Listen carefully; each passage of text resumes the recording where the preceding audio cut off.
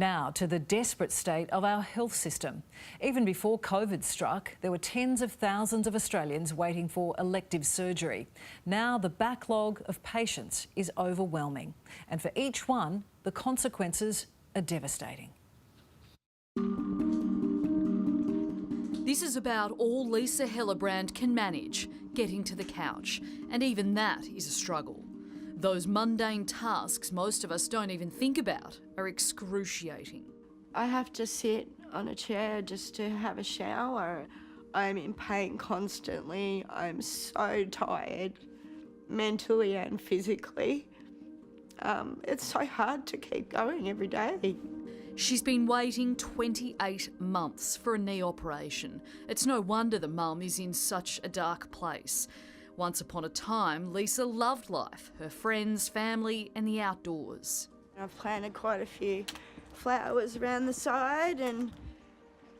Did you plant all these? Yeah, I planted all them. They don't look as good as what they used to, but... So you used to really love being out here, did you? Yeah. I used to spend a lot of time in the garden. I had a girls' night and one of the girls picked me up and threw me into an outdoor spa, and I landed on the bottom step with a straight leg and broke my femur and tore a ligament. Those few moments in Lisa's life changed the course of her life forever.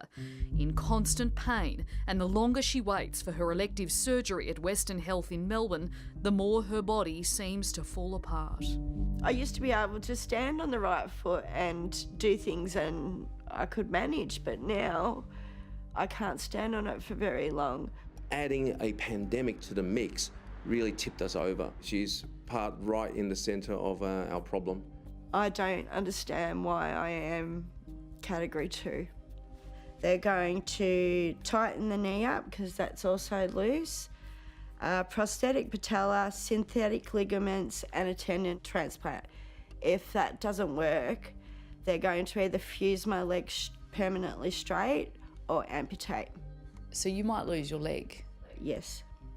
And that's the hardest thing for me to deal with because I'm just a number to them, and then me having to wait longer and longer for this operation, I've got a higher chance of losing my leg. So that's very hard pill for me to swallow. When they could have done the operation ages ago and been able to save my leg.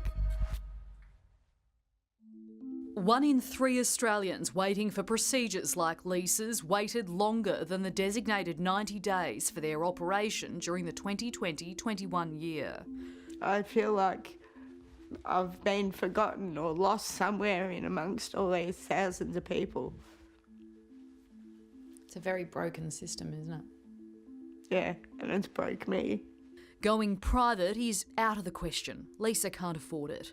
On the rare occasion the grandmother leaves home, she's usually going to get medication, virtually bringing the chemist home with her. I cannot keep continuing to take all this and put it in my system. No. It's not good for me. Can you cook? How do you do meals and stuff on crutches? I was able to stand on one leg and do it, but now I've got the tear and all the other issues with my right foot. It's microwave meals and... Microwave meals? Yeah. Tom Simonson from the Victorian Healthcare Association is calling on the federal government to make it easier for healthcare workers to get visas in Australia. We need to make sure that we're recruiting more doctors, nurses, allied health workers from overseas. We also need to make sure that we're not burning out the staff that we've already got. We've got huge numbers of vacancies in our hospitals. The government can pledge and promise all they like, but it doesn't help Lisa or the many tens of thousands of others who desperately need help right now. It's an absolute mess, by virtue of a virus we just weren't ready for. The last 2.5 years have been absolutely hell. Neurosurgeon Dr. Patrick Lowe explains COVID only magnified a problem that was already there. They're overworked, under-resourced, but add on to a pandemic, we're just struggling. Essentially, we're all drowning. On the very day we meet Dr. Lowe, he's preparing to operate on a young girl in a few hours, spending what was meant to be his day off doing an elective procedure. I personally believe the term elective surgery is inaccurate. I mean, who would ever just choose to have a potentially dangerous and highly invasive procedure done on parts of their body? So 28 months later, do you know how much longer you'll have to wait? They said minimum at least 6 more months. What's keeping you going day to day now? My granddaughter and my girls. How old's your granddaughter? My granddaughter's 5-month-old. Oh, little bubba. Yeah, gorgeous, beautiful little girl. How many years is it going to be before we're on top of this? Yep. How long is a piece of string? It really is that long. We just don't know. The thought of having to lose my leg is so hard because it will change my whole life. It's so tough. And Western Health won't comment on Lisa's case, but does acknowledge an increased demand for elective surgery. The full statement is on our homepage.